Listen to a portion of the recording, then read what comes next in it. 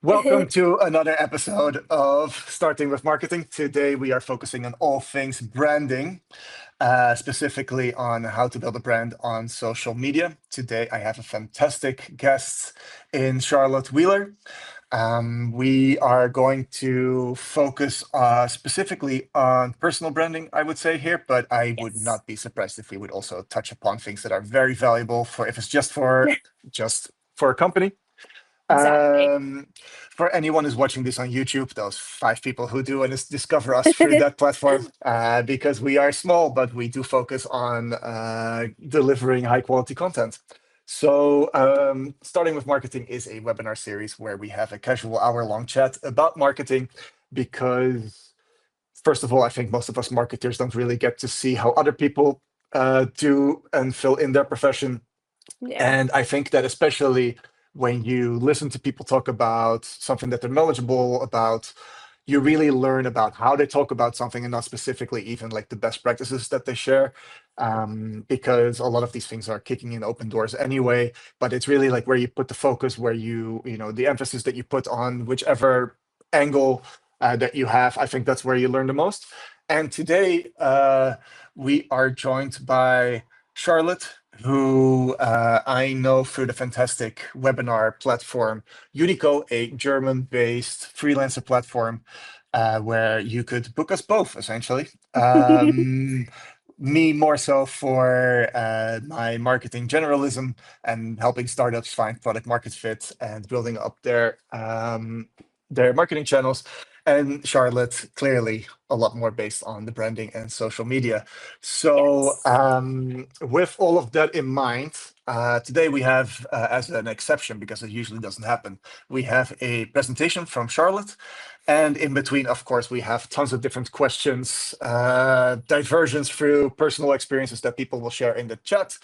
Today we are joined by, at the very least, two fantastic hardcore starting with marketing webinar guests, or at least the audience members. And I am sure they will help us with fantastic questions to make sure we leave no stone unturned. And with Definitely. that in mind, Charlotte, please introduce yourself and mention all the things that I didn't manage to get to yet. Yeah, definitely. Okay, so yeah, I'm Charlotte. You can call me Charlie, I don't really mind. Most people tend to call me Charlie just because we get the whole thing that we just had with Charlotte and Charlie, sorry, Charlotte and Charlotte. So I've just gone with Charlie as my professional name, if you will, which sounds in my mind more unprofessional, but that's how that all came about. I used to work at Facebook when it was still called Facebook. I left before they changed it to Meta. But I was there during the whole Instagram and Facebook merge. That was kind of the first thing that I was there for, and kind of honed my skills at Facebook. Then eventually through like a whole yeah, through a whole personal thing, health wise, I then eventually left.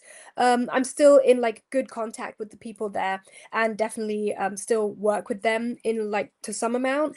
But I decided to then do my own thing, which, as we all know, wasn't the best health wise, because I didn't realize that when you do your own thing, you work even more than you do when you work for someone else.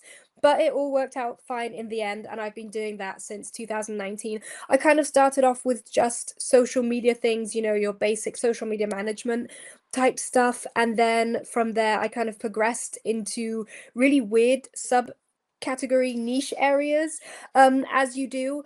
I did a lot of B2B marketing on LinkedIn with companies, and then from there kind of progressed, yeah, onto personal branding. So I'm back on LinkedIn again.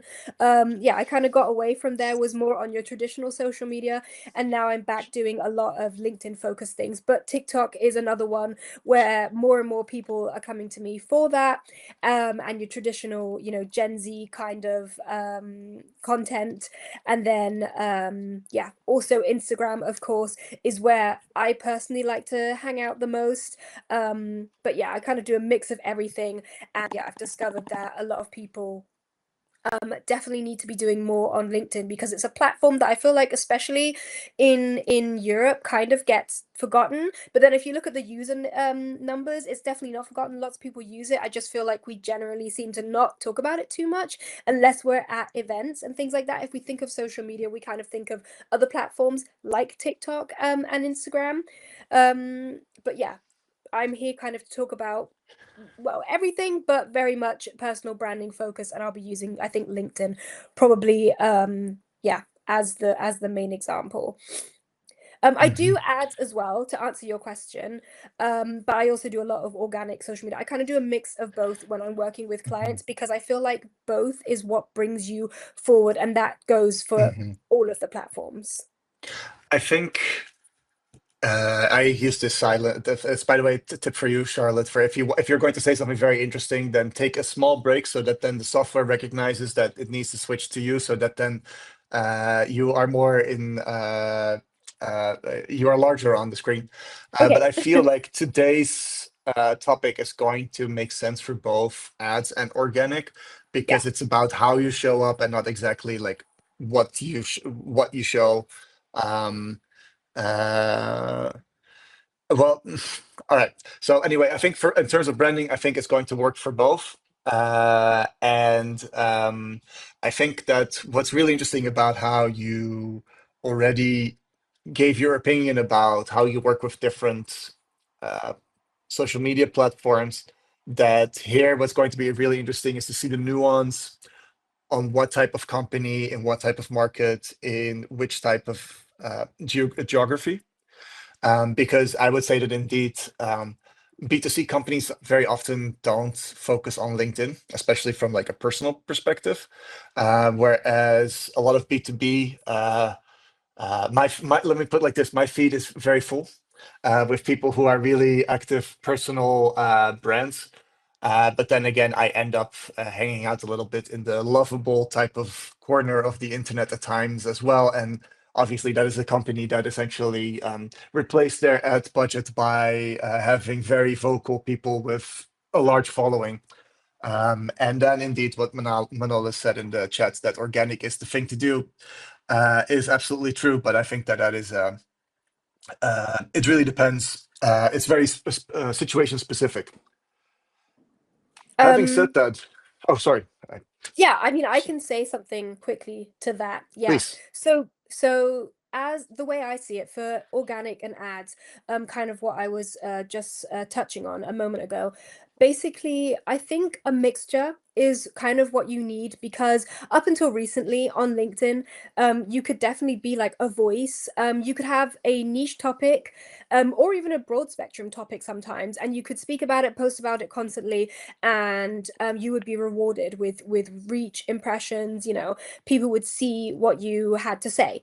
And then around Christmas, just after Christmas, they decided to go ahead and change the whole thing, and change up their whole algorithm on LinkedIn specifically, and decided that, well, we're going to try out this thing that all the other platforms have, which is boosting your content. So essentially, making your content into an ad type thing, or basically paying for more reach, which it sounds maybe not so good. You definitely can get tons of reach with it, and you will reach the correct people. And I think it's maybe better if you want to reach new people and decide kind of who sees what you have to say. But definitely organic seems to, on LinkedIn at least, gone down a lot because of their whole boosting feature. Whereas if you Hmm. take TikTok, for example, I feel like you do not necessarily need a combination of ads and organic, although I do know that they are also currently changing their algorithm. And maybe if you use TikTok, you perhaps would have seen yourself that they are now themselves pushing ads where they're recommending that you should do ads with your TikToks. So I feel like organic is something, because everybody wants to make money. All the platforms want to make money. That's a way to make Hmm. money, essentially, to make you boost, put ads on your own content. And yeah, so they're trying to make you do that, but I do think organic is super important, and it's definitely something that needs to be done. And it's doing it constantly and not just doing one post and going, oh, that didn't work, and then not doing it. That's definitely a huge mistake. It it's all about consistency if you're going to go with the organic route, which you need both. So I definitely Hmm. can't say, oh, it's just ads or just organic. But if you're Hmm. only going to do one thing and you only have time for one thing, then I think you're correct. Then organic is the way to go. Because here is where the repetition happens, and where the repetition happens, that's where the real nurturing happens, the real user education, which, by the way, we'll be talking about next week. So, and I know that both of them have already signed up, I believe. So I don't need to drop a link. But yeah, no, it's ads they all have their purposes, and it just depends on what you want to achieve. Yeah, definitely. Goals are important. Yeah, that's definitely yeah, a really good yeah, talking point. Goals, it really depends what you want from your social media. I feel like that's something that people as well, they don't think about enough. They go on to social media not exactly knowing what they want from it. Most people think, well, I want to be seen, I want to be known, like, but that's not a defined enough goal. Because who do you want to be known by? And it's a lot deeper than, I want to be seen or I want to be famous, which I don't think maybe is our goal here in this realm, but I know it's a lot of people's goal. So it needs to be done deeper than that. But again, that's something we can touch on a little bit later down the road. I think that that is a very good segue into also telling Sudantam that this is indeed a very important. Sudantam wrote in the chat that being able to connect social media to the Search Console and then AI visibility, that that this becomes all a lot more complex and a lot more layered. Mhm. But let's leave the layered stuff for a little bit later so that we could get started with. Not because I want to necessarily start with a presentation, but because that is a nice way to set the context and get us going to the stuff that is really exciting. So, Yeah, yeah. Charlotte, take the wheel. Yes, let me share this. This is how we do it. Okay, so Exactly. I decided to do a small little short, don't worry, it's very short and sweet, the presentation, just so we kind of have points that we can climb on, so we just know where we are. For me it's easier because my brain just has so much things going on, and it's easier for me to just basically know what I'm talking about and focus a little bit better. And I always like to see visuals. I think it's nice for people to see some visuals, so that's the first page we can. And yeah, I've already introduced myself. Something I didn't say is that I love dogs, I love loud music, retail therapy, good passion fruit martini, and of course talking about my job and doing my job, in case you wanted to know more about me. But yeah, those are just kind of, that's me, in a sentence basically. But let's get on to what we were actually talking about. So the reason why I wanted to come on here and basically, yeah, talk about personal branding is because I think it's something, even if you search it on Meta, for example, it doesn't exist. It's kind of a new term, I would say, or I would dare to say. And it's also a term where I think people have like a different understanding of it. And for me it's quite clear what it is. It's marketing yourself, and who you are, because yeah, something that on social media, if you think about it, I mean, lots of people do follow brand pages, of course we do, and we want to know like when are the next products dropping, like what's happening behind the scenes. But if we're honest with ourselves, most of the time, like if you follow, let's say, Coca-Cola, biggest brand in the world, I've also had the pleasure of working with them, but I can say, which I've told them to their faces, so this is not news to them, but their social media is not very good. They don't do much on there. They'll do competitions here and there, but if you're going to their page to find out what's coming next, like things that you really want to know, questions that you do have for the brand, you're not going to find it on their social media page. They more go down the route of kind of personal branding, where they have influencers, announce the new products or try them out. And that's kind of like also personal branding. But what we're going to be talking about is like, how can you do that? Because you can have your company, but you can also have yourself as the face of the brand. You can have people who work for you talk about their experience working there, so it can even help potentially get new employees in. It can be used for just so many things that, for me, I kind of, like I said, I work on a lot of topics within social media, but I really got stuck onto personal branding because I just think yeah, I just think it's super important.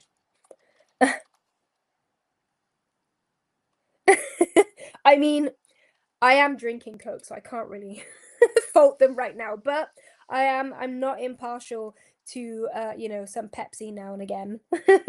But I do like Coca-Cola because I do like the taste of it. So, but their marketing, you know, um it does leave room for improvement, definitely. And unfortunately, what I do with Coca-Cola is not their social media marketing as such, it's more the research. So unfortunately, I can't really change what they do, but they know themselves that they have to do more, and they're also I can say exploring going down the kind of personal branding route, because I do think that's just the way, of the future. I've also got water, a big bottle, don't worry. um Okay. So, yeah, basically your personal brand. We're looking at LinkedIn right now. These are just like the numbers, so you can see everywhere else where I said, people kind of ignore LinkedIn as a platform. But if you look at the numbers here, if it's big enough for you guys to see, I don't know if you can see it, but you can see the numbers are definitely not something to be ignored. There are tons of people who are online here. And you can see in America, people are super active. In Europe, people are super active. And that's something that I think I wasn't aware of up until like 2021. So yeah, I think it's definitely a platform that no longer is just second class or to be ignored. It definitely depends again what your goals are and what you want to do, but I think LinkedIn is definitely a place for your professional voice to be heard. So yeah, I just wanted to show you guys.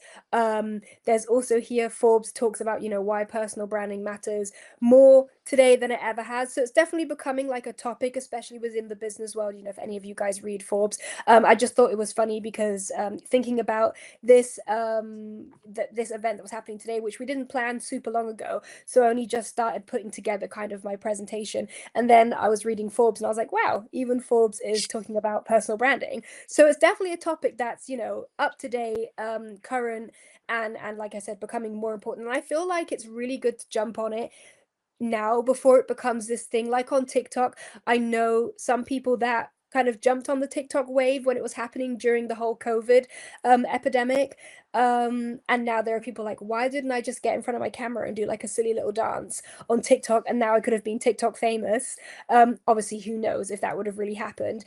But I feel like that's what's happening with LinkedIn and personal branding on platforms in general. You want to be able to make yourself into a brand before everybody else kind of gets behind it and knows how to make that clean good content. You want to be one of those people that knows how to do it early on so you can stand out. And then just here, we don't need to, I'm not going to read this all to you. But again, I'm a numbers person. I don't know if you guys are. But yeah, there are lots of people, yeah, who are using it, who've read Forbes, who are saying, they're definitely influenced by people's personal opinion more than like what a company has to say. And I think it all boils down to that essentially. I think if you're thinking about, a topic, buying something, it can be anything. I think if a friend comes to you or someone who you trust and know on the internet, or someone who just interests you on the internet, their personal opinion and who they are personally is just way more interesting than whatever the company says about it. If Coca-Cola makes an advert saying buy more Coca-Cola, you're not really going to buy it, but you're saying drink more water. And that means more than if, Evian, the water company, comes online and says you should drink our water. Because I just think traditional marketing or traditional selling is kind of losing its grip. It's definitely not dying and it's not gone. I can't say that because obviously I do that as well and it works, but it doesn't work on its own anymore. I feel like we need the combination of different things and just advertising in general. I mean, I think all of us know that it's not news, what I'm saying. Advertising in general in the past 10 years, I would say, has changed so much. You don't look at TV, you don't watch TV the way you used to, you don't read magazines the way you used to. So everything is just, it's changing, and I think it's going to change even more. Let me just read the comments a second so I can have an answer for you. Mm. So Manolis is a person who's very opinionated, which is very good because you always know where you stand. what Yeah. I would say is that TikTok is, it really depends. I don't think that so TikTok has a lot of value in for from a marketing perspective, because obviously we're not talking here from a societal perspective. No. Um, Yeah. we are talking here purely for from a marketing perspective, and I think that one of the things that why Manolis would not be a fan of TikTok, besides that, indeed, I will say that even the copies of TikTok, like YouTube Shorts and stuff, like it's very easy to just get stuck and just brain rot away on the couch. I will easily admit that I have been a victim of that myself, and I'm therefore also not strong enough to get out of it necessarily all that fast, because somehow an hour goes by like this.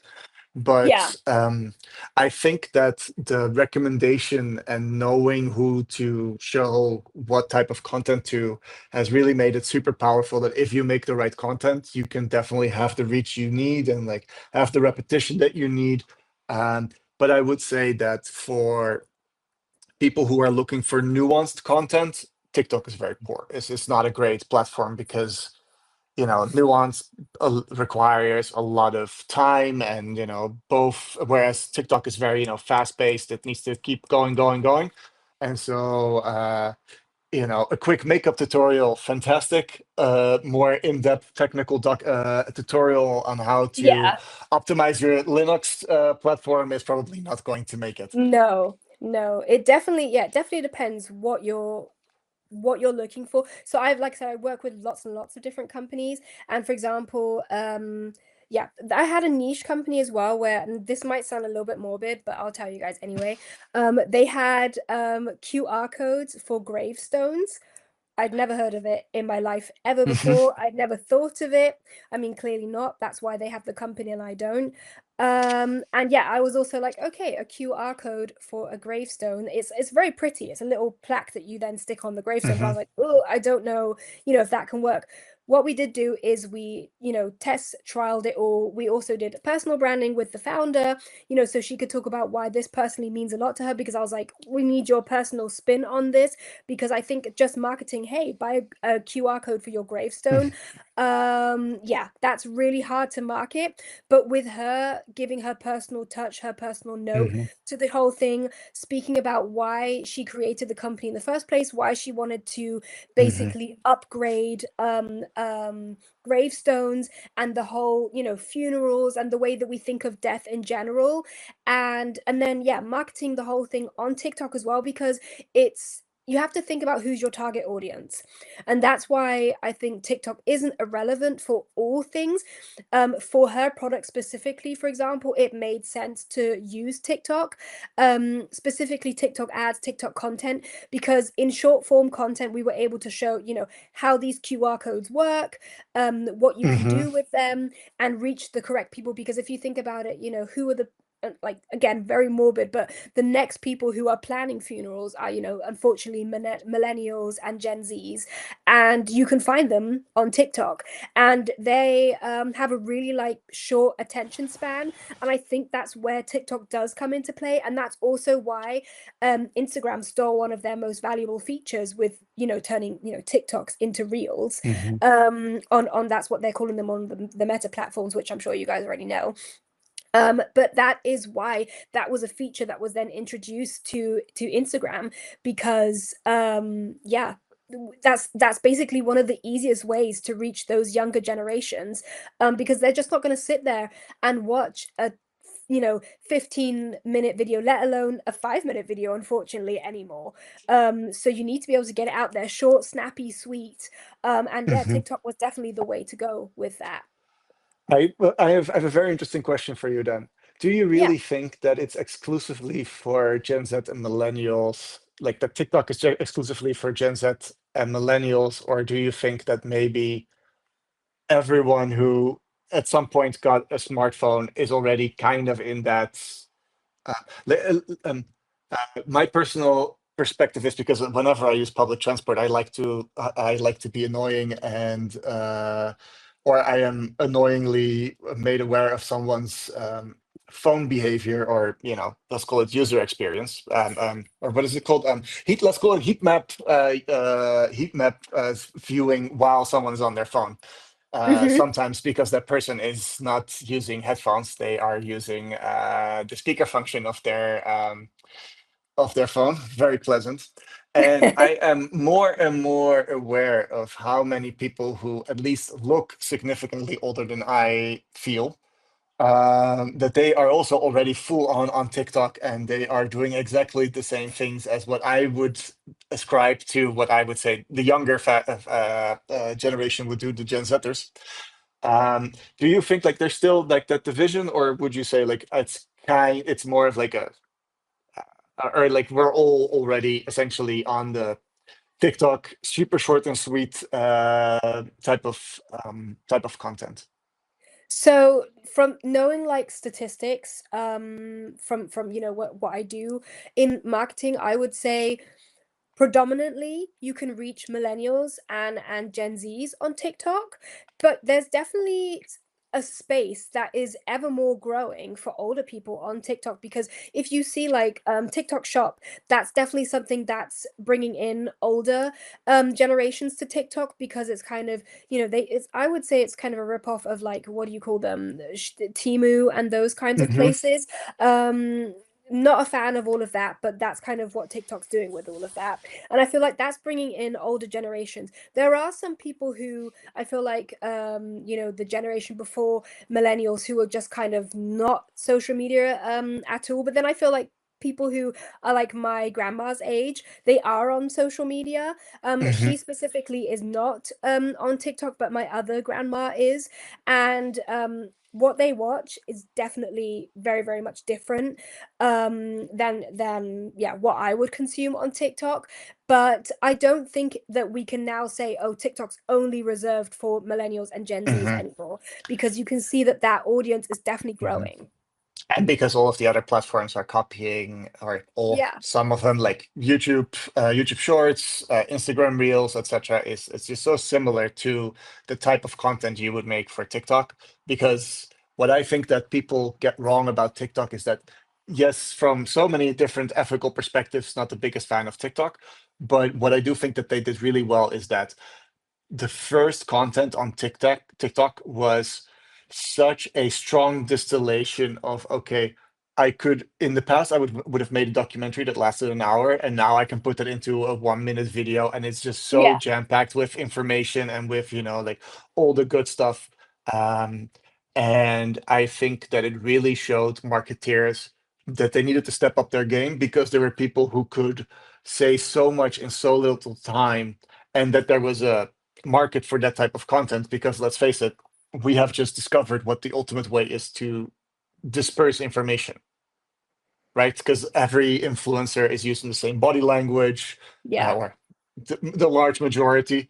Um, and that also spills out into the more, I don't, based on revenue, you wouldn't call it fringe, but like things like even OnlyFans, like it's all the same weird body language that I've never seen someone do that in real life, unless there was a Yeah. camera in front of that person. But that is exactly how I also consume. I'm now trying to pretend like I'm all high and mighty over with this stuff, but I consume this type of content myself. I also think that if I were to talk the way that I talk when I'm on the couch and I'm watching TV, and if I would record a video like this, no one would watch it. Not that we currently have the highest viewer numbers on our YouTube stuff either, but because we are just a very small little webinar series, we don't have the reach at the moment. But yeah, like it just we found the best way to disseminate information, and it's not very pretty based on what is the how what we want our children to learn necessarily. But it Yeah. does work, and we all fall into this trap. It's this whole like, look, if you, we all think that smoking is bad. Unfortunately, fewer people are smoking, but kids are still picking up vaping, right? It's just Yeah. people like nicotine, as wrong as it is. And the same thing with a lot of the content. Like, yes, it's brain rot, etc. But anyone who sees that stuff instantly thinks like, hey, there's something to this.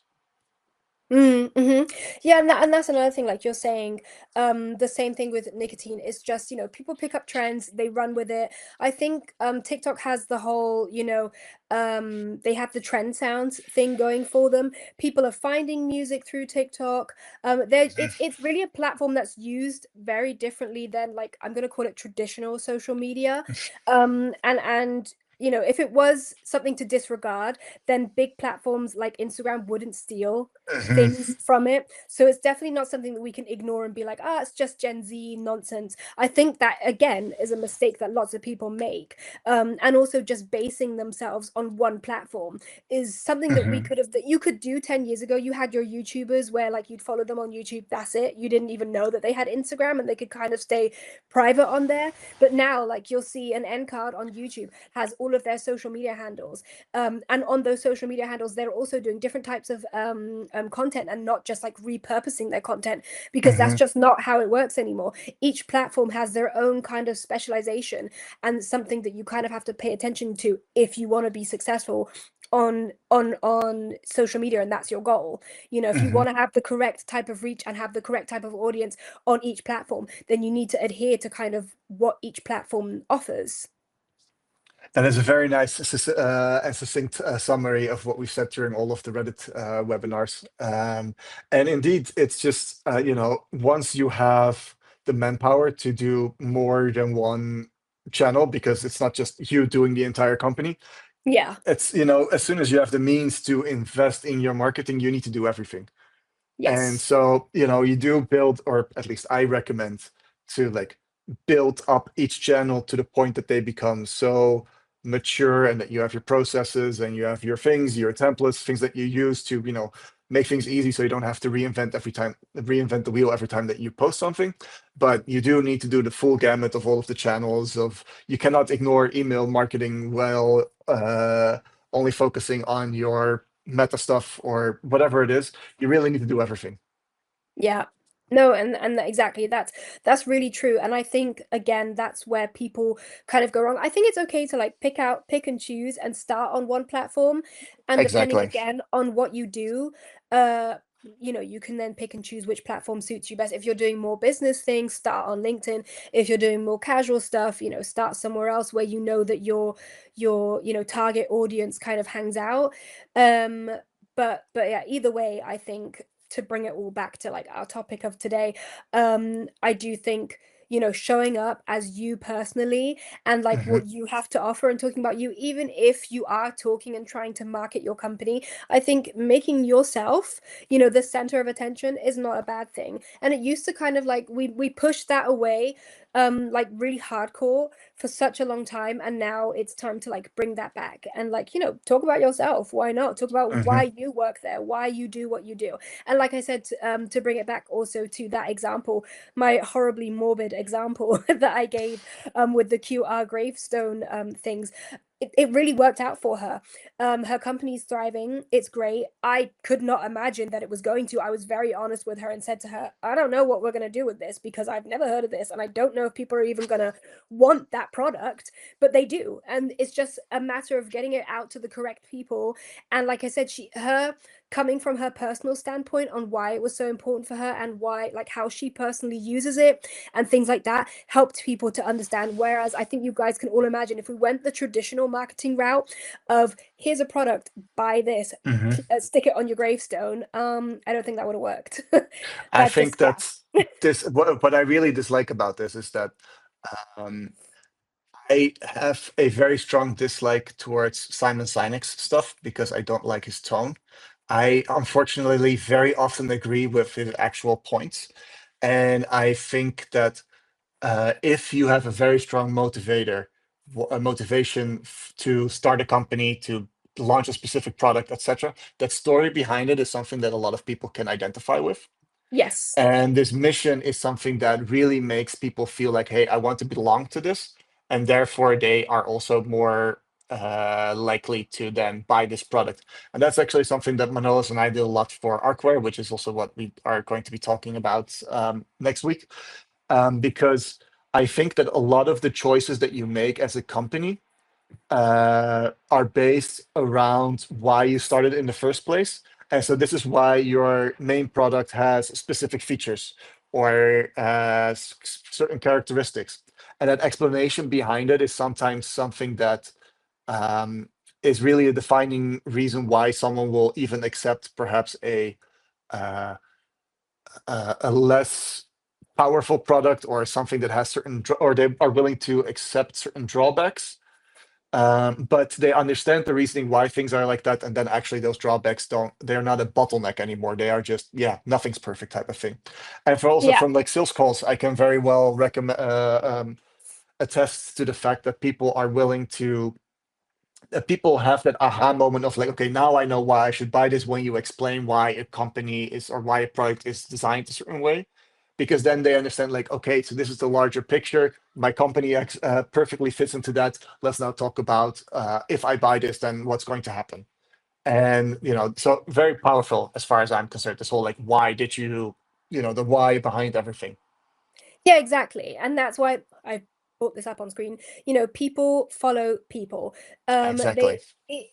That's just how it is. And social media was built, for us to follow each other. It wasn't built, for brands. And I'm again not saying that you can't work on social media as a brand, but I feel like nowadays, like Sadatan is also saying, he can't imagine a a brand without personal branding anymore. And I feel the same because if it's just like a faceless thing, you don't know who's behind it, what were their intentions, like it just feels kind of cold. And I just feel like the whole social media thing and the way that we've developed and the road we've gone down now on social media, it doesn't really work anymore. If you look at all of the influencers back then, again, like 5 years ago, even people launched brands, but they didn't necessarily attach themselves to it too much. They just had a brand, you're like, oh my goodness, that belongs to this person I didn't even know. But I mean, personal branding is something we've kind of done forever. We started off doing it, with celebrities putting their faces to random Mhm. brands, and now it just makes sense for people who are behind the brands to come forward and be like, this is my motivation behind it, because it just makes the whole thing more personal. It makes it more human, and that is what this whole thing, it was built by humans for humans, and that's kind of what we're trying to bring back with the whole personal branding thing. Get yourself out there, your reasonings why, and people that reason with you and stand behind you and like you as a person are probably going to like, what you're also offering brand wise. One of for me, this is also something where I uh like personality equals reach for me in a certain way, because um people, like I should say, people follow people, people buy from people, etc. Yeah. But I think one of the really big things is that, or one of the moments where it really clicked for me was that a while back I saw some video about how some massive celebrity apparently launched a supplement company, and then this was supposed to have 100 million in annual revenue or something. I had never heard of the company. I knew the celebrity, but I instantly understood, like, this person has such a massive reach already. So if he just posts twice about like, hey, I take these vitamins, that is, you know, 25,000 euros worth of ad spend, if not Yeah, 500,000, depending on the celebrity, exactly. of course. Yeah. And so there's also a different thing. If I would say like, hey, I have supplements, and then it says like, every supplement company obviously has some random name that you can't remember. But then if it's like, hey, this is celebrities, the celebrities supplement company, then suddenly it's like, oh, I have tons of context, as opposed to, could be some evil pharma company, it could be a bunch of quacks, it could be whatever. And now there's suddenly like this whole thing around this. There's a brand, there's a uh, something for me to connect with. And so, you have reach, you have personality, and you have trust, which Yes, I think that's is something that we don't talk about enough these days yeah. in AI created content times. Oh, yeah, and that's what I was just about to say. I was going to say, I think the word you're looking for is trust. Because yeah, that's essentially what it all boils down to. No matter if you're starting, that you had your brand and now you're going to start personal branding afterwards, or you're doing it the other way around, trust is something that, you can't buy it. It's organic. And the only way to do it is, how do you trust someone? How do you decide to be friends with someone that you meet? You have values that align with each other. You have interests that align with each other, and that's kind of what personal branding is built on. And I feel like on many levels, personal branding is way more easier than traditional marketing. It's way easier to get someone to maybe like you because you have the same interests, because they trust you and you have like the same opinions, than like if you're you're coming from just a product stand point, it's kind of hard to get things out there because there's only so much you can say about a company, about a product. There's only so much things to be said. Whereas I feel like, again, in the realm of personal branding, it's almost endless, and you can always bring it back to, your company. And again, like you said, your example is really good as well. If you have someone and you really trust them and they have a personal brand, they can almost launch anything they want, obviously that kind of suits them and their personality. But like, yeah, if they say, oh, well, I prefer to drink brand XYZ, other people are going to like trust them and follow them. That's the whole thing. That's why influencer marketing works. And I think personal branding is kind of, yeah, our own version of influencer marketing without being, an influencer that can be bought, for different products. 100%. I think you said everything that has to be said about this specific section. So let's see if we have a next slide. Yeah. Okay, definitely. Oh, we have Oh, another this question is question. fantastic. Do you need to be a Yeah. good designer in order to build a personal brand?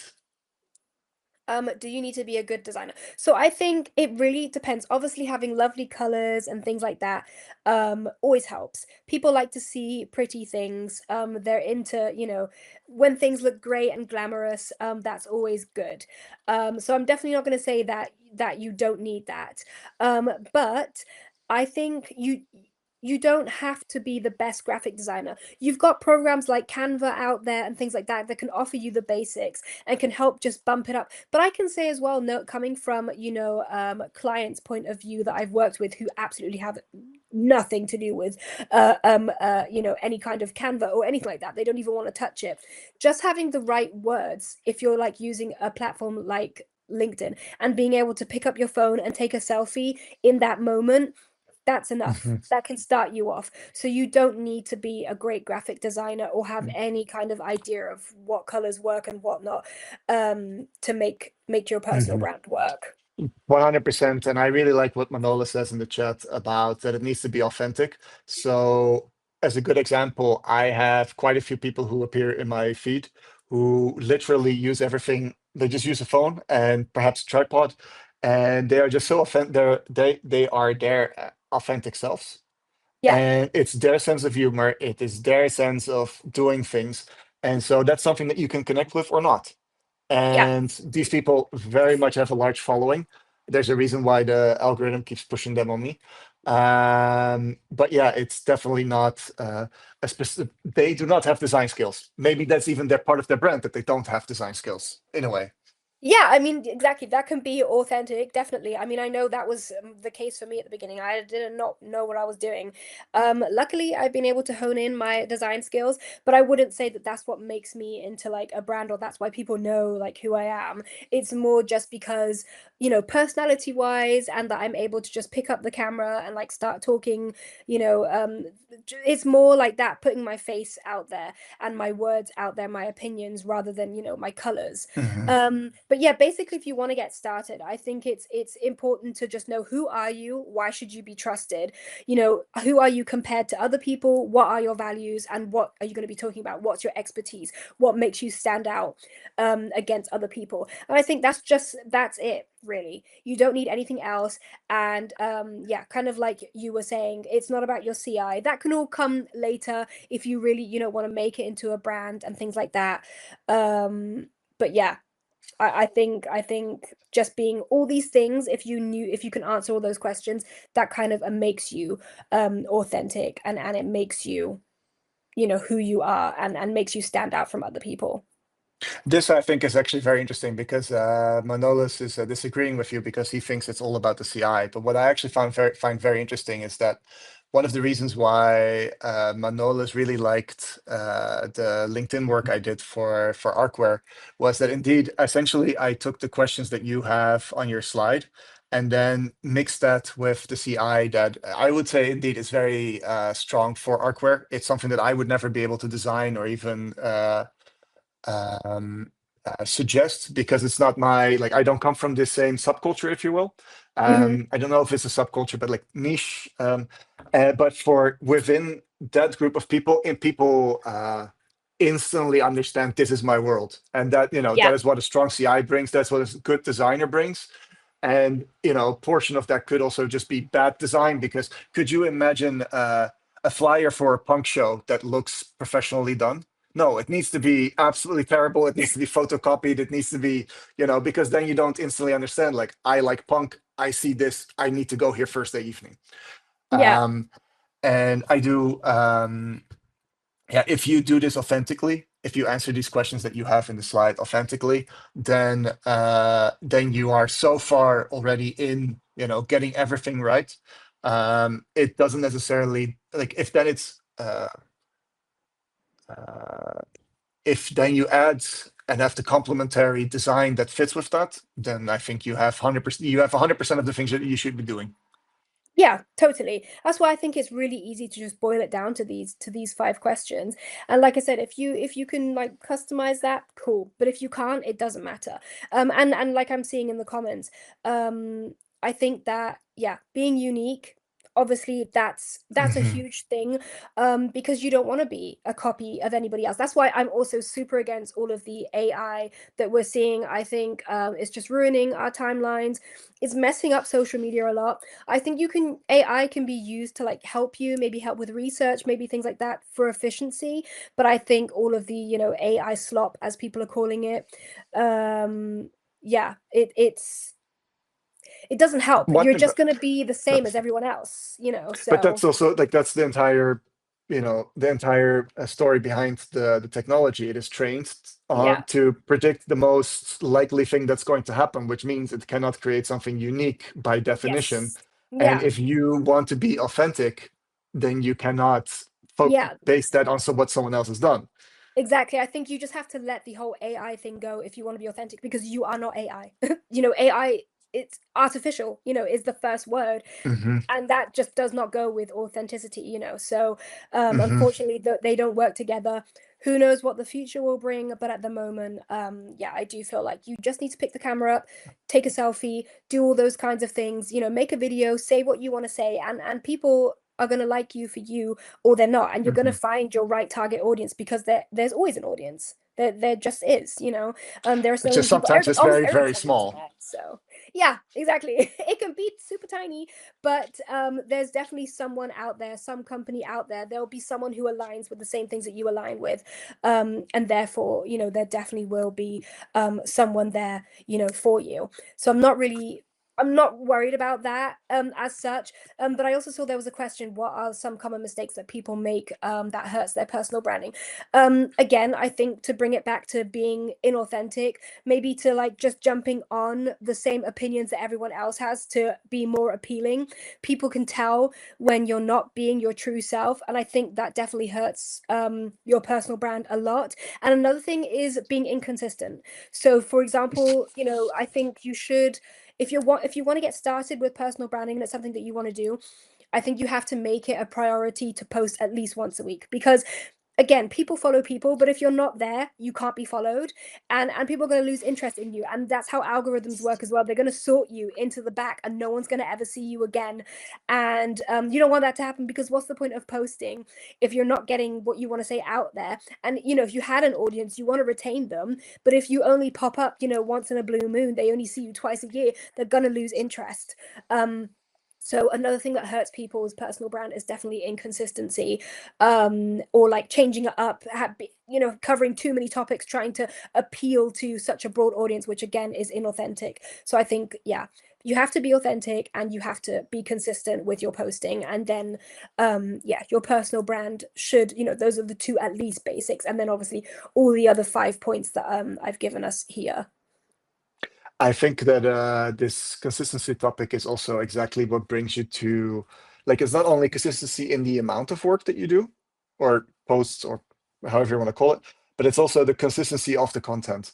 Because if you differ in your opinions in different posts, if you do not really stand behind the values as you have here in point 4 in the previous slides that we were just showing, Yeah. then you're losing the trust, right? And it's really about, like, I always really like saying that, like, a good manager, if you have a question, you know what answer they're going to give, but you just want to be sure that that's indeed the right way to do things.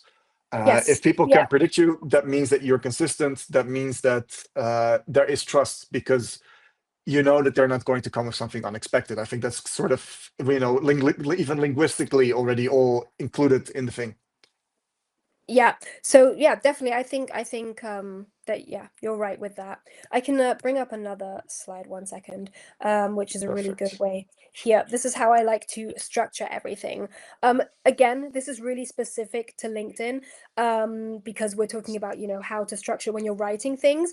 But I think this is probably the easiest way for people to start with their person, because I think it's harder for a lot of people to pick up a camera, to you know, do a video, which is more what other platforms are asking for. Whereas I feel like to type out your opinion, it can be a couple of sentences, you know. But I think this is the easiest way to get yourselves started with those things and how to structure it. Yep. We have some more questions. Yeah. Yeah, that's about Uh, promoted posts, but I want to know from Manolis what he means. Like, what is the paying? Is it paying to increase the reach, or pay to have it written for you? For me, that's important because I think that paying for reach is perfectly fine. I yeah. think it's sometimes very, very necessary, um, because you shouldn't always talk to the exact same group of people. It needs to grow, right? Because you do it with, in the end, for a business reason. You want to, grow the business, bring in new customers, bring in new people that join you in your journey, and to occasionally have, from a personal perspective, increase that reach. I think makes total sense. You just need to target it to exactly the people that you want to reach, because that's a nice way for them to, like, if your content is so good that for them it just feels like, oh, I have someone nice now to follow as well, then you're doing a great job. If you are just posting and then boosting it, and then hundreds of thousands of people see it but they don't interact with it, then you basically just wasted your money, and good for you for having that money, but other than that, that's it. Exactly. So it does not matter if your content, like if it's not good, what you're posting, then yeah, it does not matter who sees it. If it's not good, people are not going to jump on it. And another thing is that, for example, you only see your impressions, so you're buying these impressions, but the other people aren't seeing it. People aren't going to like something if they don't like it. People aren't going to watch something if they don't want to watch it. So it doesn't matter, how much impressions, how much reach you buy. Like Dirk's saying, like you spend the money, but it doesn't matter. They still will not connect with you. They still won't follow you. It has to be something that they align with. And again, for the other part of the question as well, maybe to have it like written for you, I do think there are things that can speak for that as well. I think people think, oh my goodness, that's fake to have like a A ghostwriter. good ghostwriter pays itself back very quickly, because not Yeah. everyone is a content creator, right? Exactly. I was gonna say, I think that having a ghostwriter can sometimes help people, even if it's just to like get them started so they know like, okay, what is my voice? Because I've also helped people with things like that. And I can say it's definitely not fake because I 100% listened to what they had to say, and they just kind of had lots of thoughts in their head, but they didn't know how to get pen to paper, basically. And then I also told them, or like basically suggested, maybe a picture that would go with it, but it was definitely heartfelt. It was their story, but it was just, yeah, like you said, not everyone is an author. Not everyone, knows how to get started, knows how to say what they want to say. And I think it's definitely at least a pointer in the right direction to use a ghostwriter. So I think both things can work. And I don't think it Mhm. necessarily is fake, like you're saying. Yeah, it doesn't need to be fake. It just depends how you use it. I think that's very fair, because also you see new content, from new creators, people, whatever you want to call them, organically as well. And if that is boosted, that is perfectly fine, Yeah. because you, like, if now I see something and I see it in my feed because Manolis liked it, then that is still a similar experience as to if it was simply promoted to me and I would still think like, oh, this is relevant for me, this is not relevant for me. I think Yeah. it's just a matter of, it's a different type of content. If Usually it's a different type of content, it's a different type of goal, a different way that you interact with it, than if it's something that you see, your favorite person that posts about something you feel passionate about, and it's like the 15th thing that you've seen. Like, it's a very different experience for the audience. Yeah, exactly. It kind of, I like to use the analogy of like Netflix recommending us something to watch. They basically take all the things they know about you, what have you watched recently, what's maybe things that you've searched for, all those kinds of things that they know about you, and then they accumulate that together and then make suggestions for you on what to watch. And that's kind of the same type of algorithm that's behind the whole boosting and the whole like, Hmm. oh, your friend watched this, maybe you'll like it, and how you get content suggested to you. So obviously there are going to be some things that don't work. Not everything that Netflix suggests for you to watch is something that you want to watch, but a lot of the time, there is something where you go, oh my goodness, I didn't know that movie was on here. Or, oh my goodness, that's an Hmm. actor that I really like. There are different reasons why we pick out the content that we do on Netflix, and there's a big huge algorithm behind that. And like I said, for at least I know for Meta and TikTok, those platforms, they kind of try to work that way as well when they suggest content to you. So it's definitely, again, I think still something authentic, and I think that's why it's okay to kind of use those features. Very good. Have we discussed your entire getting started slide, actually? So basically this for me was just to show you guys how you could structure things Hmm. if you wanted to, start with LinkedIn content, because we were saying, we were talking about ghostwriters and some people don't know how to do it. And so I went ahead and just wrote out how I would structure something, and how I would go about making a first post. That's basically all that this slide is. So I think we can Very take it good. away now. Perfect. I see we have another question. What if you don't have Netflix, YouTube, Insta, and the I think we rest? can. I think we can move forward. Okay. Perfect. Um, So yeah, I just have one more thing. So basically, Yes. we're saying all these things, how does it work and what, for me, these are the steps. Oh, it's kind of hard to read, I can see on here. But basically, yeah, you just, you make your content. That's phase one. You get into it, you try to see what works and talk about what you want to talk about. Phase two would then be that the followers kind of trickle in. You'll start building followers. You should interact with people so that they interact with you. And again, I would here recommend interacting with people that, you know, have something to do with that, maybe in the same kind of realm as your content, or someone who you think you would like to follow you, or maybe that someone that you follow for similar reasons, that why you do your content. And then you will definitely go into phase two and be building followers. Phase three, I think, are relevant LinkedIn users. So like your target audience will then start to develop. You will see who's your audience. You can start adjusting your content for more maybe topics and concerns that they have, kind of like we've done here. Again, in case the question of, oh, where's the authenticity if I'm doing that, you'll see that your audience then perhaps has questions for you and things like that. So it's still very authentic, but you're honing in more on what your audience wants from you. And then basically we go into phase four, which I've called, the world belongs to me, because from that point on, you can basically do whatever you want. You can talk about whatever you want. You have your supporters. You have people that maybe will question what you do, but you will have your audience that definitely is very much keen and alike to what you do. Um, and so they'll be behind you, and together the world is yours, really. I love that.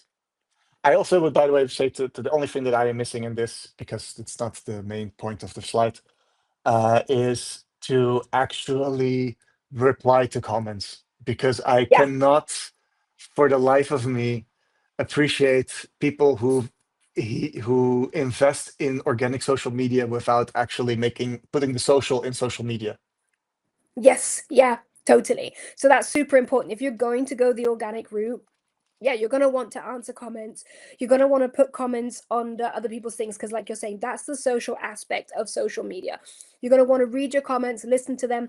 I mean, so many times I've been able to read comments and basically pick out from comments things that people have said, and then build content just on one comment, because it was such an interesting question where I was like, okay, I don't really know how to answer that within like two sentences. um I'm gonna make a whole video about it. So it's definitely super important to yeah, not ignore the whole social aspect of social media. Because also, that is, I think, the way how you show up for your audience, I think, is a very definitive aspect of your brand. because indeed it's just, what are your values, how do you communicate with these people, and I think that is a, I think that's really where you uh it could be a very powerful lever, if you will. Yeah, exactly, exactly. Oh, I see we have another question. Yes. Do Oh you yeah, so position your services as personal branding specifically, or is it just a part of a larger social media package? no, so I do offer personal branding specifically as well. I offer a lot of social media services, but I would say one that is my main focus point at the moment is the personal branding, just because, yeah, me myself, I've realized and recognized how important that is and how much I think the future is building on that. So it's definitely something that I offer separately, rather than just like, oh, you have to do everything on social media. Yeah. Good. Today we've done a ton of questions. We've answered a ton of questions as the presentation went along. Normally we try to filter it out a little bit, but today we are a small group, so then the interactivity is far more important. So Danton, if you have one more, you know what? I'll give you two options, but after that, I think it's time for all of us to move along because we all have other places to be as well. And here in Germany, it is 6 p.m., which means it's dinner time, and we are very strict about these things. So, Sudantan, what's your question?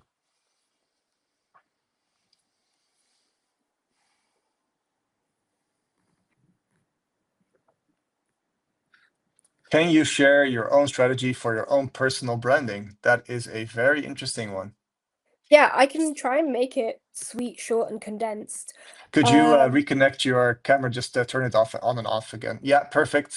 oh, there we Fantastic. go. We have I'm back. everything now. Okay. So to make it just short and sweet, my strategy for my personal branding was basically just to try and so I position myself, as someone also who knows a lot about marketing, but I like to just talk about some personal things as well. And the way I go about it is definitely more of more video and like photo content. But I try to talk about things that are relevant and maybe how they got there. And I try to post at least twice a week. And I use all of the features of the platforms, not just, the normal posting. I like to use stories a lot, and then I kind of connect with my community through stories. I do questions a lot. But to get deeper into it, maybe we should connect outside of this webinar. Then I could go through my strategy a bit more, because it's kind of what I'm realizing hard to say it in like 2 sentences or in like a couple of minutes what my own strategy is. But another thing that I also do with people is help them work on their own strategy for personal branding and what they should do and exactly how we can get them there. And just one thing I like to start with is a word cloud, I call it. So basically, like I said at the beginning, in my brain, I just have so many things going on. So I like to write them down into like a word cloud, just words that I kind of associate with myself. And from there, take those and build them into so-called content pillars. And then from there, you can just keep on building. And that's kind of how I built my strategy and how I've now gone on to help other people build their own strategies for their personal branding.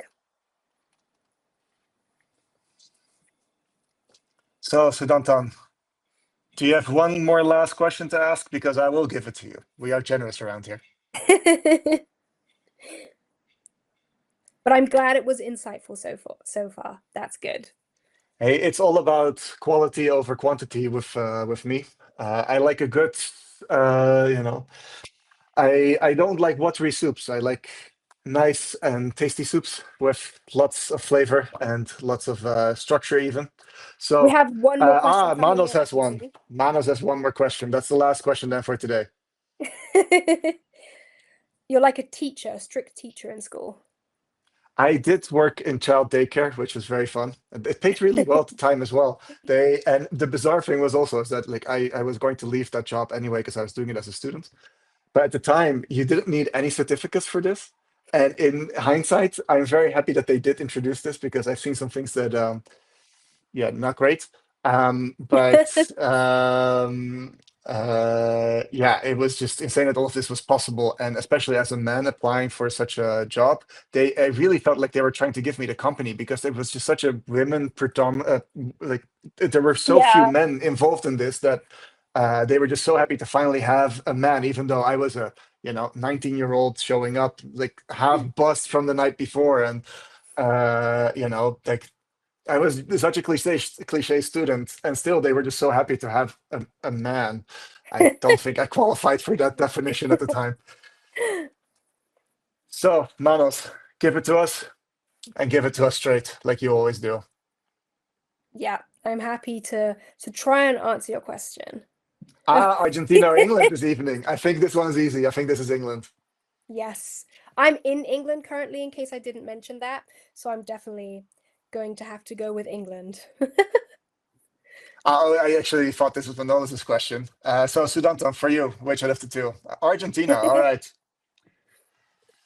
Why so? Just Messi, or you? There's more for you to it.